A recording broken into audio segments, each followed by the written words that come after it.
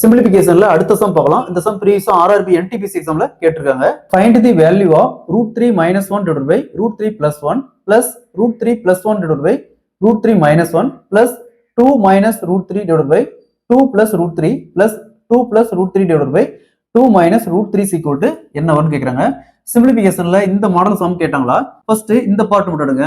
First இந்த part விட்டுடுங்க. இங்க என்ன இருக்கு? √3 minus 1 divided by √3 plus 1. So இந்த 1 √1 எடுத்துக்கலாம். இந்த 1 √1 எடுத்துக்கலாம். √1 equal to 1 தான். ஸோ அதே மாதிரி இந்த 1ஐயும் √1 எடுத்துக்கலாம். இந்த 1ஐயும் √1 எடுத்துக்கலாம். ஸோ இந்த மாடல் இருந்துச்சுன்னா, அதாவது இங்க பாருங்க, இங்க மைனஸ் பிளஸ், இங்க பிளஸ், இங்க மைனஸ், இந்த இடத்துல பிளஸ், இந்த மாதிரி வந்துச்சுன்னா 3 + 1 4, அடுத்து இந்த பிளஸ்க்கு இந்த பிளஸ் 3 + 1 4 divided by 3 minus 1, 3ல 1 போச்சுன்னா 2.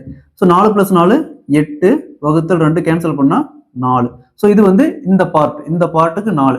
நெக்ஸ்ட் இந்த பார்ட் எடுத்துக்கலாம். இங்க 2 minus √3 divided by 2 plus √3 plus 2 plus √3 divided by 2 minus √3. So இந்த 2 is equal to √4 எடுத்துக்கலாம். √4 வெளியே எடுத்தோமா 2. ஸோ அப்ப இந்த இடத்துல என்ன இருக்கு? இந்த 2க்கு பதிலா எல்லா இடத்துலயும் √4 இருக்கிறதா அர்த்தம்.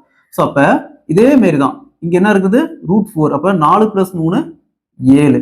அடுத்தது பிளஸ், இந்த பிளஸ்க்கு பிளஸ், அடுத்தது இங்க √4 இருக்கிறதா அர்த்தம். அப்ப 4 + 3 7 divided by இந்த இடத்துல √4 இருக்கிறதா அர்த்தம். அப்ப 4ல 3 போச்சுன்னா 1.